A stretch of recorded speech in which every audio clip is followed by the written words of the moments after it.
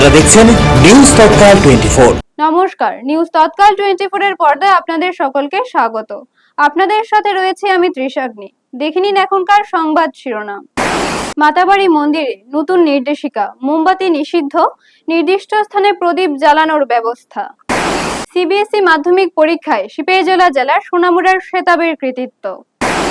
মানবতা দৃষ্টান্ত, মেলাঘরে কলেজ পড়ুয়ার পাশে পুলিশ আধিকারিক।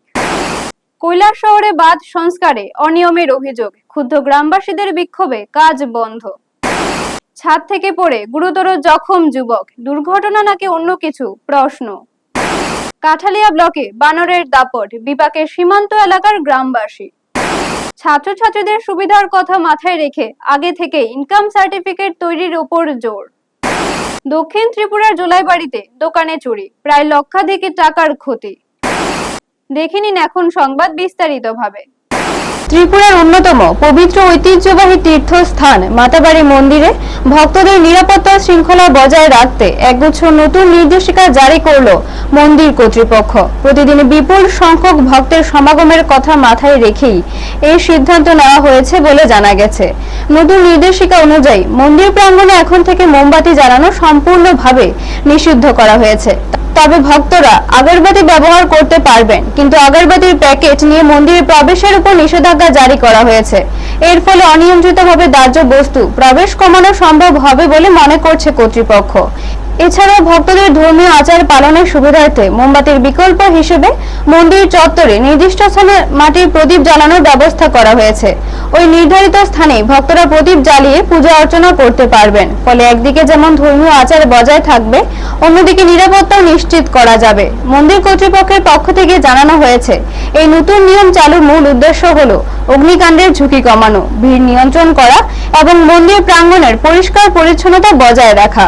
অতীতের ভিড়ের সময় ছোটখাটো বিশৃঙ্খলা ও নিরাপত্তাজনিত উদ্বেগের কথা মাথায় রেখেই এই উদ্যোগ নেওয়া হয়েছে। প্রতিদিন দূর দূরান্ত থেকে হাজার হাজার ভক্ত মাতাবাড়ি মন্দিরে পূজা দিতে আসেন। তাই সকলের নিরাপত্তা, শৃঙ্খলা এবং মন্দিরের পবিত্র পরিবেশ অটুট রাখতে এই নির্দেশিকা মেনে চলার জন্য ভক্তদের প্রতি অনুরোধ জানিয়েছে মন্দির কর্তৃপক্ষ। ব্যুরো রিপোর্ট, নিউজ তৎকাল 24। সিপাহীজলা জেলায় এবছরের সিবিএসই পরিচালিত মাধ্যমিক পরীক্ষায় উজ্জ্বল সাফল্য অর্জন করেছে সোনামুড়ার মধ্য বক্সনগরের ছাত্র মোহাম্মদ সেতাব। সে জেলার মধ্যে প্রথম স্থান অধিকার করার পাশাপাশি রাজ্য স্তরে সপ্তম স্থান অর্জন করে নজর কেড়েছে। মোহাম্মদ সেতাব সোনামুড়া ইংরেজি মাধ্যম দ্বাদশ শ্রেণী বিদ্যালয় থেকে পরীক্ষা দেয়। তার প্রাপ্ত মোট নম্বর 484, যা শতাংশের হিসাবে 96.8। বিষয়ভিত্তিক নম্বরের মধ্যে রয়েছে ইংরেজিতে 96, বাংলায় 97, অঙ্কে 92, বিজ্ঞানে 95, সমাজবিদ্যায় 95 এবং আইটিতে 98। সে সোনামুড়ার মধ্য বক্সনগরের বাসিন্দা। তার বাবা মোহাম্মদ মাফিজুল ইসলাম পেশায় আইনজীবী এবং মা রহিমা খাতুন। পরিবারের দ্বিতীয় ছেলে সেতাবের এই সাফল্যে আনন্দিত তার পরিবার, বিদ্যালয়ের শিক্ষক শিক্ষিকা এবং সহপাঠীরা। এবার সোনামুড়া ইংরেজি মাধ্যম বিদ্যালয় থেকে মোট 66 জন ছাত্রছাত্রী পরীক্ষায় অংশগ্রহণ করে এবং সবাই উত্তীর্ণ হয়েছে। এর মধ্যে 53 জন 60% বেশি নম্বর পেয়ে বিদ্যালয়ের সুনাম আরো বাড়িয়েছে। প্রতি বছরের মতো এবারও মাধ্যমিক ও উচ্চ মাধ্যমিকের ফলাফলে বিদ্যালয়টি বিশেষ সাফল্য দেখিয়েছে। বিদ্যালয়ের শিক্ষক রামকৃষ্ণ দেবনাথ ছাত্রের এই সাফল্যে অত্যন্ত খুশি প্রকাশ করেছেন। তিনি আশাবাদী আগামী দিনে আরো অনেকজন ছাত্রছাত্রী সেতাবের মতো ভালো ফলাফল করবে। সাক্ষাৎকারে মোহাম্মদ সেতাব জানায়, তার এই সাফল্যের পেছনে পরিবারের পাশাপাশি বিদ্যালয়ের শিক্ষকদের বড় অবদান রয়েছে। তার মা সবসময় তাকে মানসিকভাবে শক্ত রেখেছেন এবং বাবা ও বড় ভাই মোহাম্মদ আফতাব নিয়মিত উৎসাহ জুগিয়েছেন। ভবিষ্যতে সে বিজ্ঞান বিভাগ নিয়ে পড়াশোনা করতে চায়। এই সাফল্যে খুশি অভিভাবক মহলও। তারা আশা করছেন আগামী দিনে সোনামুড়া মহকুমা থেকে সিবিএসই মাধ্যমিক ও উচ্চ মাধ্যমিক পরীক্ষায় আরো বেশি সাফল্য আসবে। Bureau report, news Tatkal 24। My name is MD Aftab and I am the elder brother of MD Shetab. ভাইয়ের এই সাফল্যের বিষয়ে আপনি কি বলবেন? What I have to say is that apart from his hard work, he is naturally talented and he needed minimal guidance. Apart from this, we tried our best to provide him the utmost guidance that he required and always took care of his health, both mental and physical. নমস্কার, আমি Ramakrishna Debnath, PGD mathematics. আমি স্কুলের teacher council secretary. বিগত বছরে যে board exam হলো এর মধ্যে আমাদের স্কুলে টোটাল এপিআর স্টুডেন্ট ছিল 66, তার মধ্যে 66 স্টুডেন্টই ভালো রেজাল্ট করেছে, 100% পাস। গুড আফটারনুন, আমার নাম এমডি শেতাব। আমি Sonamura English medium higher secondary স্কুলের 10ম শ্রেণী থেকে এবছর বোর্ড এক্সামিনেশন পাস করেছি এবং আমার নম্বর হলো 96.8%। সিপাহীজলা ডিস্ট্রিক্টে আমি ফার্স্ট হয়েছি এবং স্টেট র্যাঙ্ক আমার 7। আমাদের রেজাল্ট দেওয়া হয়েছিল 15 এপ্রিলে এবং কিছুদিন পর জানতে পেরেছি যে আমার এত ভালো র্যাঙ্ক হয়েছে। তারপর খুব ভালো লাগলো, মনে অনেক খুশি হয়েছি। মেলাঘরের এক হতদরিদ্র পরিবারের কলেজ পড়ুয়া কন্যার পাশে দাঁড়িয়ে মানবিকতার নজির গড়লেন বিশ্রামগঞ্জ থানার ওসি অজিত দেববর্মা। সংবাদ মাধ্যমে পরিবারের আর্থিক সংকটের খবর দেখে তিনি সরাসরি তাদের বাড়িতে পৌঁছে যান। জানা যায়, সুভাষনগর এলাকার সুমিত্রা দত্ত উদয়পুর কলেজে অনার্সের শেষ বর্ষে পড়ছেন। তার বাবা স্বপন দত্ত হৃদরোগে আক্রান্ত হয়ে শয্যাশায়ী হওয়ায় পরিবারের একমাত্র রোজগার বন্ধ হয়ে যায়। চরম আর্থিক সংকটে পড়ে পড়াশোনা বন্ধ হওয়ার মুখে পড়ে সুমিত্রা। এই পরিস্থিতিতে ওসি অজিত দেববর্মা পরিবারের হাতে 1 মাসের খাদ্য সামগ্রী তুলে দেন এবং সুমিত্রার কলেজে যাতায়াতের জন্য 1 বছরের গাড়ি ভাড়ার ব্যবস্থাও করেন। পাশাপাশি ভবিষ্যতে তার পড়াশোনায় সাহায্যের আশ্বাস দেন। ওসির এই মানবিক উদ্যোগে খুশি হয়েছেন স্থানীয় বাসিন্দারা। অনেকেই তার এই কাজকে মানবতার উজ্জ্বল দৃষ্টান্ত হিসেবে দেখছেন। ব্যুরো রিপোর্ট, নিউজ তৎকাল 24। সুমিত্রা দত্তর বাড়িতে কি উদ্দেশ্যে আসা? আমি খবর পেয়েছি গতকাল, খুব একটি দুঃখজনক ব্যাপার। মেলাঘর থানাধীন সুভাষনগর 1 নং ওয়ার্ডের বাসিন্দা, ওনার নাম হচ্ছে স্বপন দত্ত। খুব এখন শয্যাশায়ী, 2 মাস যাবত সে প্যারালাইসিসে রোগে আক্রান্ত হয়ে বিছানার মধ্যে শয্যাশায়ী। এরপরে তার খুব গরিব দরিদ্র, তার কোনো আর রোজগার উপার্জন নেই। কেউ একজন মেয়ে সে এখন কলেজে, এখন লাস্ট ইয়ার উদয়পুরে। তার নাম হচ্ছে সুমিত্রা দত্ত। সে খুব ট্যালেন্টেড স্টুডেন্ট। এই খবর শুনে আমি তার বাড়িতে এসলাম। এসে আমিও আমার কিছু খাদ্য সামগ্রী এবং আমি আর্থিক তাকে আমি সাহায্য করলাম কলেজে যাওয়ার জন্য। এবং পাশাপাশি সে তার বাবা যে অসুস্থ, এই যে অসুস্থ প্রতিকূল পরিবেশের সাথে সে নিজেকে খাপ খেয়ে মানুষের মতো একজন মেয়ে হিসেবে অনুকূল পরিবেশ তৈরি করে সে এখানে সংগ্রাম করে তার পড়াশোনা লড়াই করে যাচ্ছে। সে যাতে মানুষের মতো মানুষ হতে চায়, অন্যান্য মানুষের মতো আকাশ জমি কল্পনা চালানোর মতো সে আরও ভালো ভালো টেনিস তার কাজ যাতে আছে না, তারা সোনিয়া মির্জার মতো তারা সে এখানে হতে চায় আরও ভালো ভালো। সে যাতে এডুকেশন যাতে বেকার না গতুক, আমি সে কারণে স্কুলে যাওয়ার জন্য যাতে আর্থিক তাদের সাহায্য আমি করেছি। কৈলাসহর মহকুমার গোলধারপুর গ্রাম পঞ্চায়েত এলাকায় বাঁধ সংস্কারের কাজে অনিয়মের অভিযোগ তুলে ক্ষুব্ধ গ্রামবাসীরা কাজ অনির্দিষ্ট কালের জন্য বন্ধ করে দিয়েছেন। এই ঘটনাকে কেন্দ্র করে এলাকায় উত্তেজনা ছড়িয়ে পড়ে। গ্রামবাসীদের অভিযোগ, বন্যা নিয়ন্ত্রণ দপ্তরের নির্দিষ্ট গাইডলাইন মেনে কাজ করা হচ্ছে না। নিয়ম অনুযায়ী পুরনো বাঁধের উচ্চতা ও প্রশস্ত বাড়ানোর কথা থাকলেও বর্তমানে তা ঠিকমতো করা হচ্ছে না। কোথাও কোথাও আগের মতোই রেখে দেওয়া হচ্ছে বলে অভিযোগ। পাশাপাশি বাঁধের উপরে ও দুপাশে পর্যাপ্ত মাটি দেওয়া হচ্ছে না, যার ফলে বৃষ্টির জল জমে বাঁধের ফাটল দেখা দিচ্ছে। স্থানীয়দের আরো দাবি, আগের বাঁধের উপর ইট সোলিং রাস্তা ছিল, যা সংস্কারের শুরুতে তুলে নেওয়া হলেও এখনো পুনরায় বসানো হয়নি। এমনকি সেই ইট অন্যত্র সরিয়ে নেওয়া হয়েছে বলে অভিযোগ উঠেছে। ফলে বর্তমানে বাঁধের উপর দিয়ে একসঙ্গে 2টি গাড়ি চলাচল করাও কঠিন হয়ে পড়েছে। এছাড়াও কাজ শুরুর আগে এলাকার বহু গাছ কেটে ফেলা হলেও ক্ষতিপূরণ দেওয়া হয়নি বলে দাবি গ্রামবাসীদের। বিষয়টি নিয়ে একাধিকবার দপ্তরের আধিকারিকদের জানানো হলেও কোনো পদক্ষেপ নেওয়া হয়নি বলে অভিযোগ। এই পরিস্থিতিতে ক্ষুব্ধ গ্রামবাসীরা কাজ বন্ধ করে দেন। শ্রমিকরাও বাধার মুখে কাজ ছেড়ে চলে যান। বর্তমানে এলাকায় উত্তেজনা বিরাজ করছে। ব্যুরো রিপোর্ট, নিউজ তৎকাল 24। গোলধারপুর পঞ্চায়েতের বাঁধটা, আমরা বর্তমানে আছি 1 নম্বর ওয়ার্ডে। এই বাঁধটা পাইছে গিয়ে যে সাইফেন ব্রিজ আছে, এর যাওয়ার একটু আগ পর্যন্ত গোলধারপুর পঞ্চায়েত পড়ছে। তো গত বছর ধরে এই বাঁধের কাজ শুরু হয়েছে।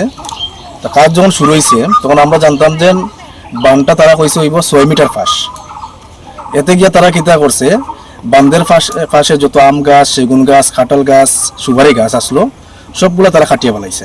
কেউ কোনো প্রতিবাদ করছে না, কারণ হয়েছে কি সবাই চাইছে রাস্তা বড় হইতো।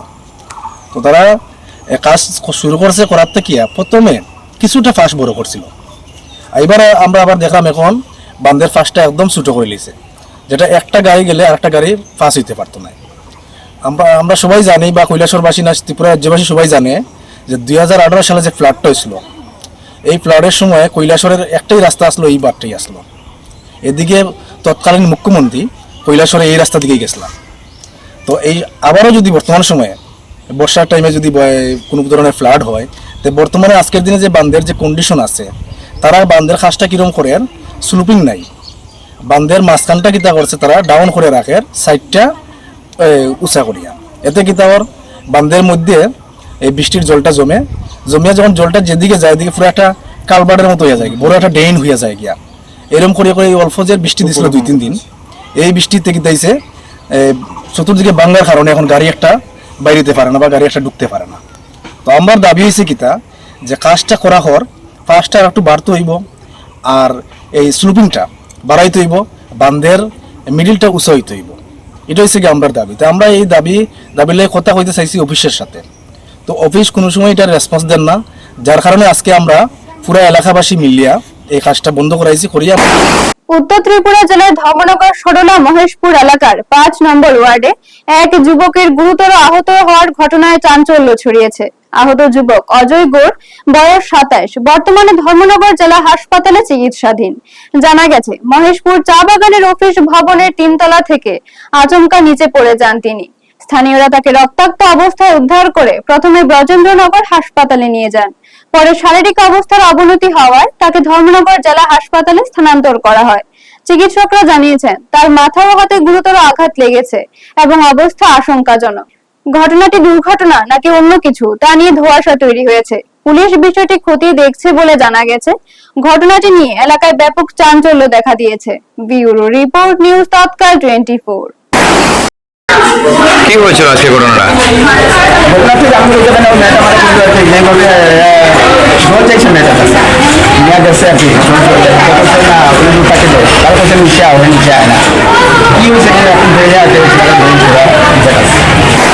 কি বলবেন আপনি? অজয় গোর বলে একটা পেশেন্ট এসছে, বয়স হবে 30 থেকে 35-এর মধ্যে হবে।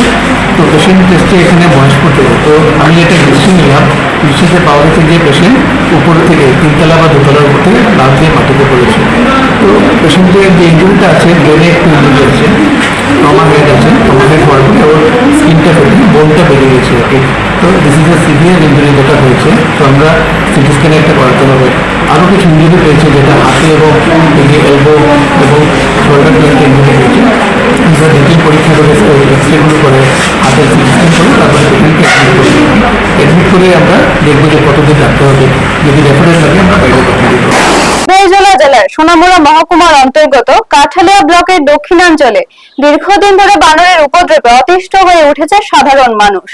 বিশেষ করে ভারত বাংলাদেশ সীমান্ত লাগোয়া গ্রামগুলিতে পরিস্থিতি ক্রমশ উদ্বেগজনক হয়ে উঠছে। জানা যায়, সকাল বিকেল দলে দলে বানর এসে গ্রামগুলিতে হানা দিচ্ছে। বসত বাড়িতে ঢুকে খাদ্য সামগ্রী নষ্ট করা থেকে শুরু করে কৃষি জমিতে ঢুকে ফসল খেয়ে ফেলার ঘটনা প্রায় নিত্যদিনের। শুধু গ্রামাঞ্চলেই নয়, আশপাশের বাণিজ্যিক এলাকাতেও খাদ্যের সন্ধানে বানরের আনাগোনা বেড়েছে। কালীকৃষ্ণনগর গ্রাম পঞ্চায়েতের রাজেন্দ্র টিলা গ্রামের বাসিন্দারা জানান, তারা এখন চরম সমস্যার মধ্যে রয়েছেন। একই অবস্থা ভবানীপুর, নিদয়া, দক্ষিণ মহেশপুর ও উত্তর মহেশপুর সহ একাধিক গ্রামের। কৃষকদের অভিযোগ, বানরের দাপটে বাড়িতে সবজি চাষ করা যাচ্ছে না, এমনকি বোরো ধানের শীষও নষ্ট করে দিচ্ছে বানরের দল।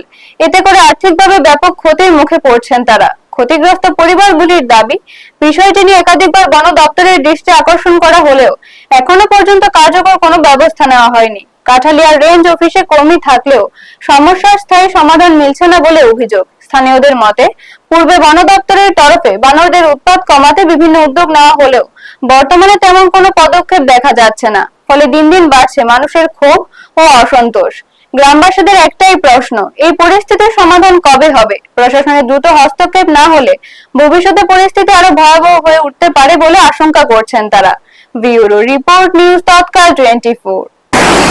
ঘটনা কি? ঘটনায় তো দাম ভেঙে গেছে, বান্দরের জল থাকে না, বান্দরের সব ভেঙে শেষ করে রাখলে দিন তো সবজি করতে ক্ষেত্র আছে বান্দর।